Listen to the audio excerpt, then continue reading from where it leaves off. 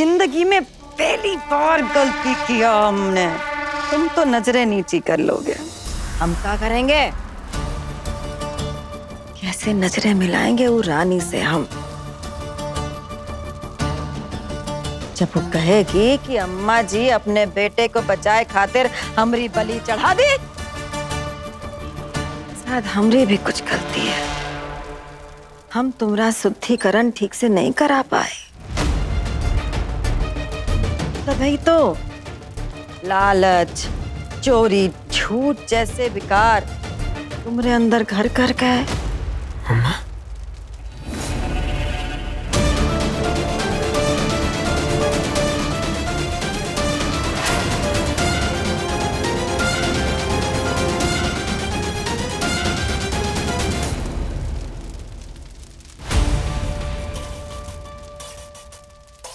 नहीं भुवन, तुम्हें सजा की नहीं पश्चाताप की जरूरत है। और वो तब ही होगा जब तुम्हारे कंधे पे कोनो भार नहीं होगा।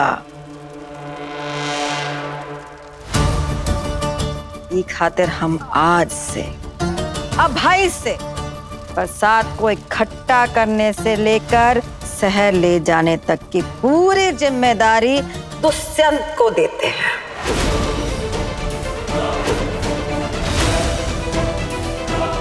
आज से तुम हमरी दी हुई सारी जिम्मेदारी से मुक्त हो। दुष्यंत को चाबी दो।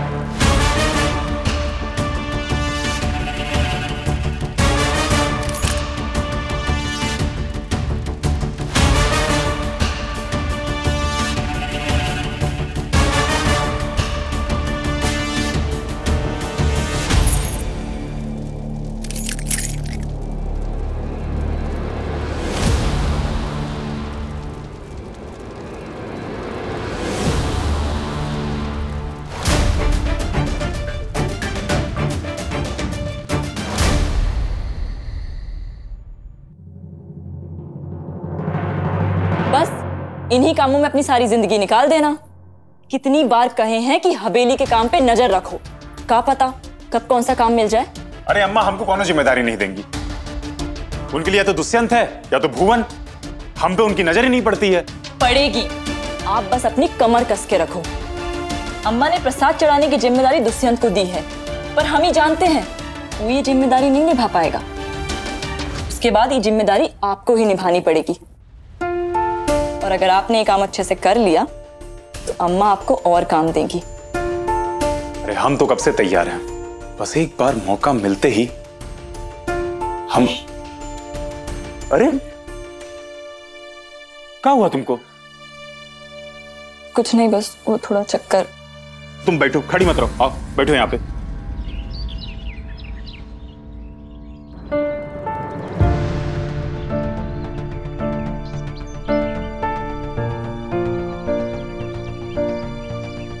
गिर चुकी है अम्मा की नजरों में। अब जो गिर गया है वो का उठाना।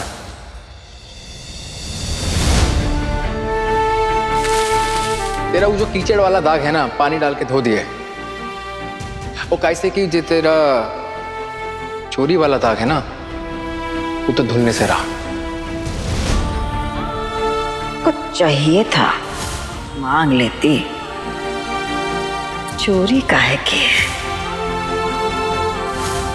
और तुम्हारी सजा ये है कि आज से तुझे अनाज के काम से बरी किया जाता है।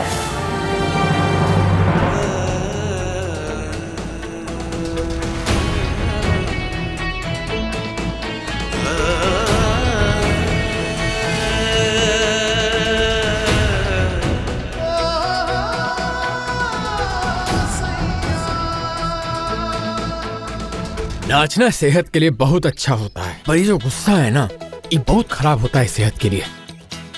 और ये तरह गुस्सा करके ना तुझको कुछ हासिल नहीं होने वाला। तो शुक्र मनाओ कि गुस्सा हमारा नाचने पर निकल रहा है, तुम पर नहीं निकला। नहीं तो अम्मा जी के सामने चुपचाप अपनी चोरी मान लेती। ये तो हमरे और अम्मा के बीच में काहे आ रही है? बीच में तुम आ रहे हो, हमरे वफादारी और ईमानदारी के, और उनकी वजह से हम दोनों तरफ से मुंह की खाए हैं। ये वादा किए अपने आप कि अम्मा जी के सामने तभी जाएंगे जब तुम्हारी चोरी उनके सामने। तू वो के बारे में ना सोच। अरे तुम सैया सैया जी मोरे पिया जी, सैया सैया जी मोरे पिया जी, कैसे निभाओ तोरी प्रीत पिया जी, सैया सैया जी मोरे पिया जी, कैसे निभाओ तोरे प्रीत पिया जी, सैया सैया जी मोरे पिया जी, सैया सैया जी मोरे पिया जी। सारी रात जगावे हो सजना, सारी रात जगावे, इश्क मैनू तड़पावे हो सजना, इश्क मैनू तड़पावे, सारी रात जगावे हो सजना, सारी रात जगावे, इश्क मैनू तड़पावे हो सजना, इश्क मैनू तड़पावे। तू ना हमको ऐसे ना देख, कैसे कि तुझे हमसे प्यार हो जाए। प्यार वो भी तुम्हें जैसे चोर से।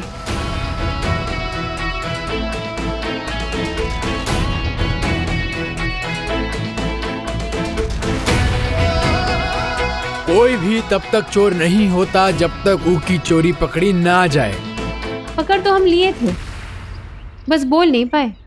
चल ठीक है, हम तो सिर्फ चोर हैं, तेरी तरह खूनी तो नहीं। खूनी नहीं है हम, बोले ना खूनी नहीं है। वो जो भरी पंचायत में झुमकी का तू गला काट दी तो खूनी कैसे नहीं हुई? हम पट्टा के लिए किए, अम्मा जी की पट्टा के लिए किए हम। तुम उसी अम्मा जी के सामने हमको नीचा दिखा दिए। अरे तुम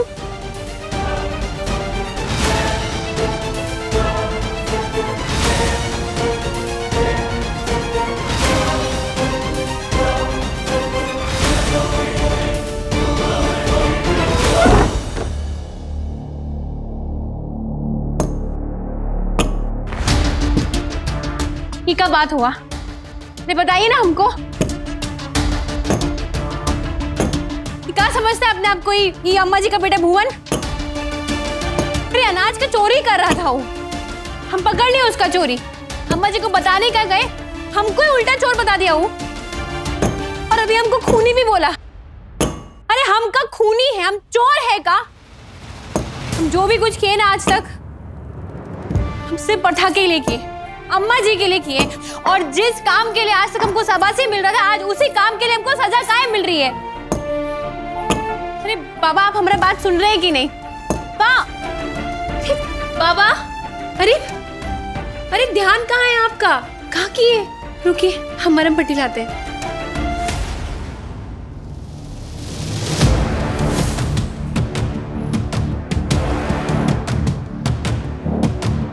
कल से तबीयत खराब है, 2 बार चक्कर आ गया है। अभी वो लड्डू का थाल लेके गिरने वाली थी, हम संभाल लिए।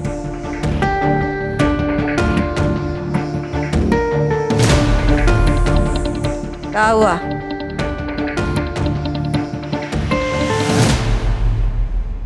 कोनो चिंता की बात है का? माँ बनने वाली है। का?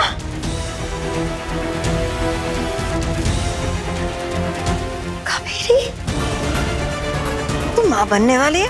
हाँ, कावेरी, तू माँ बनने वाली है। माँ हरिता का आशीर्वाद तुझ पर फिर से। पर भोली,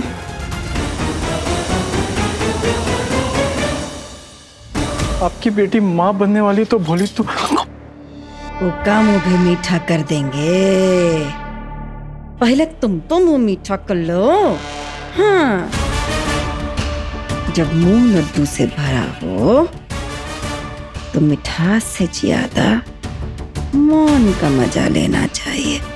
काहे कि असली सुख तो मौन रहने में है ना। काहे बैद?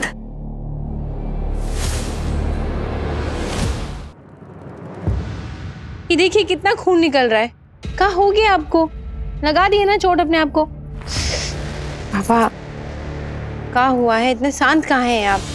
बताइए, कब से बात कर रहे हैं आपसे, आप जवाब ही नहीं दे रहे हमको। अरे हुआ क्या है बाबा?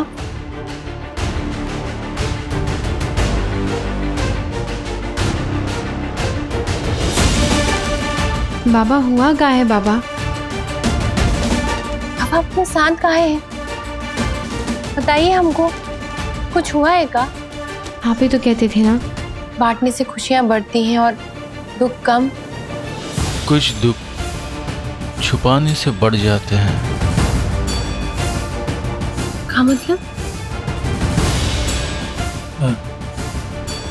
अरे मेरी छोड़, तू ये बता काहे गुस्सा आ रही है तू? अब क्या ही बताए बाबा, हमारे साथ जो हो रहा है ना वो बहुत गलत हो रहा है। अरे अम्मा जी हमको इतना बड़का जिम्मेदारी दिया अनाज का, हम उस दिन हिसाब लगा रहे थे तो पता चला कि अनाज के हिसाब में हेर फेर है। और जो भुवन है ना अम्मा जी का बेटा, वो अनाज की चोरी कर रहा है। और ये बात हम गए अम्मा जी को बताने के लिए, लेकिन उससे पहले वो हमको ही चोर बता दिया और आज हमको खूनी भी बोला। हम जानते हैं कि हम जो किए हैं, हम किसी की हत्या किए हैं। पर बाबा, हम जो भी किए हैं प्रथा के लिए किए हैं। और आप ही तो कहते थे ना कि प्रथा में कुछ सही गलत नहीं होता है। अब आप ही बताइए, जो किए वो सही किए कि गलत? बाबा बताइए ना। प्रथा, तुझे पता है जिस प्रथा की तू बात कर रही है वो कब और कैसे शुरू?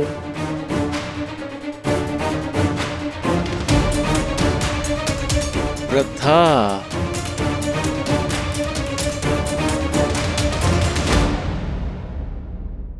हरोली गांव हरियाली शब्द से बना। पहले ये गांव ऐसा नहीं था, बंजर था, कुछ उगता नहीं, कुछ खाने को नहीं। न जाने कितने अकाल, कितनी भूखमरी देखी इस गांव में। ऐसा कहा जाता है तकरीबन 100 साल पहले यहाँ लड़कियों के पैदा होते ही उन्हें मार दिया जाता था। उन लोगों का कहना था कि लड़का काम करने के लिए होता और औरत बोझ। गांव के लिए, परिवार के लिए तब के बड़े बुजुर्ग डर गए। उन्हें ऐसा लगा कि अगर ऐसा ही चलता रहा तो एक दिन एक गांव में मारने के लिए तो सब हो गए, लेकिन जन्म देने के लिए कोई नहीं हुआ। औरतों को बचाने के लिए हरा सिंदूर की प्रथा शुरू की गई। ये प्रथा एक प्रगति के लिए थी, जिसमें मर्द से ज्यादा औरत को सम्मान मिलता, देवी की तरह माना जाता उन्हें। जिसके बाद बेटियों के जन्म पर लोग मातम नहीं जश्न मनाते। फिर क्या था, हरोली गांव पर मां हरिता की कृपा हुई। चारों तरफ हरियाली छा गई, पेड़ पौधे फसलें सब लहलहाने लगे। लेकिन कहते हैं ना कि हर क्रांति को इसकी कीमत चुकानी पड़ती। इस गांव ने भी क्रांति की कीमत चुकाई। वक्त बदला, वक्त के साथ लोग बदले, लोगों ने फायदे के लिए नियम बदले। और कल तक जो प्रथा औरतों के लिए वरदान थी, वही प्रथा आज उनके लिए दो धारी तलवार बन गई। हम सोचते कुछ, होता कुछ। बाबा, तो जो हम किए वो गलत किए हैं का? ये मैं तुझे नहीं बताऊंगा बेटा, ये तू अपने आप से पूछ। तेरा सही गलत, तेरा भगवान सब तेरे अंदर है, तुझे सिर्फ पहचानना है। बेटा जो कुछ भी तू करेगी ना, खुद पर भरोसा रख के करना, क्योंकि भक्ति आंख बंद करके की जाती, भरोसा नहीं। अगर भरोसा आंख बंद करके किया तो वो विश्वास नहीं, अंधविश्वास होगा। फिर पत्थर के भगवान और पत्थर दिल इंसान में क्या फर्क रह जाएगा?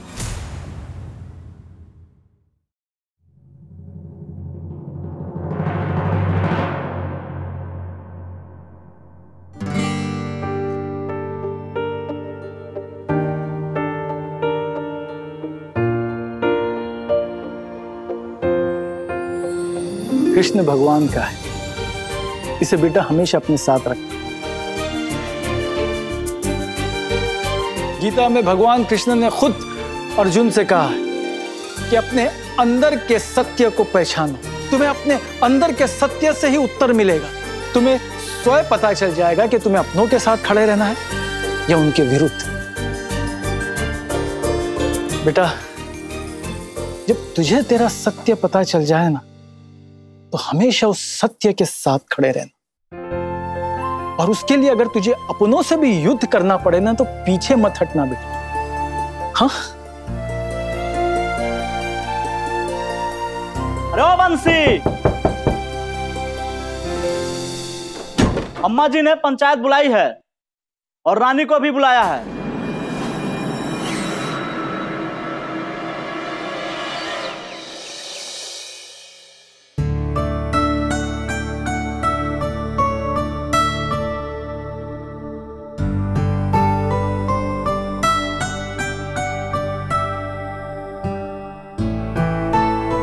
नाम सोचा है?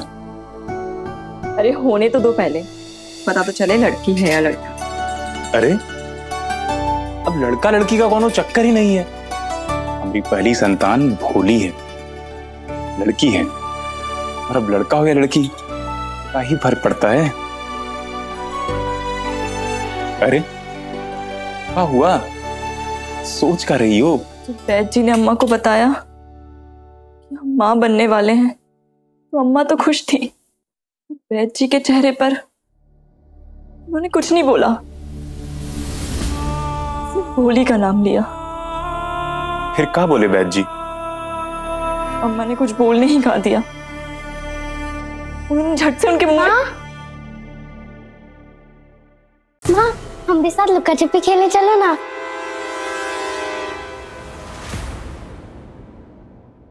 नहीं भोली, तो आप चलो, आप हमारे साथ लुका छिपी खेलने चलो।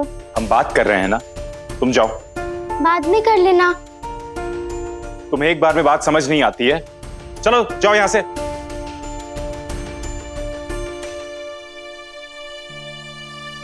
काहे डांटते हो?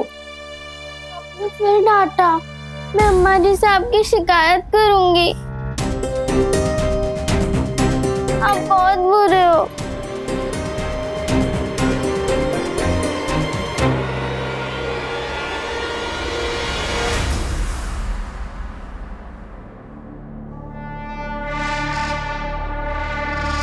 पंच परमेश्वर के आने का आभार और अभिनंदन। आज की पंचायत वैद्य जी की बेटी रानी की खातिर है।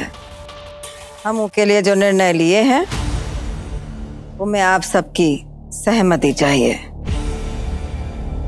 ए रानी, तुझे पता है तुझे यहाँ काहे के लिए बुलाया गया है?